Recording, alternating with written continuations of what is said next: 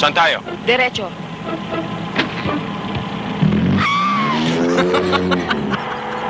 Akala ko marunong ka magmaneho. Oo. Kumukuha lang ako ng buwelo. Ay, naku. Ano?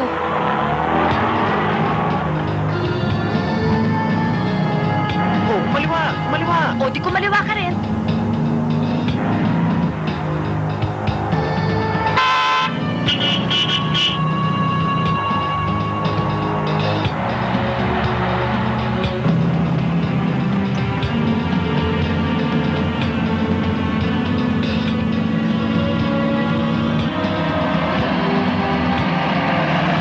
Oh, tingnan mo itong demonyong to.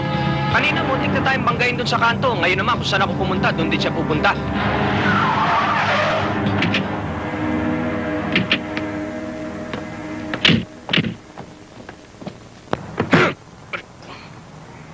Ikaw ba, nananadya ka talaga? Pag kumanan ako, kakanan ka rin. Pag kumaliwa ako, kakaliwa ka rin. Para nakakalalaki niyan eh. Ha? Bumaba ka dyan. Baba! Uy, wag na. Tama na. Kaya mo ako.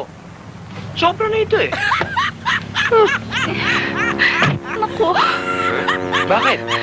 Kasi, May reklamo ka ba? Wala, ito naman. Ang laki-laki mo na, Efren, ha? Hindi kita nakilala. Oy, magkano ang bili mo dito sa chedeng mo? Ang ganda, ha?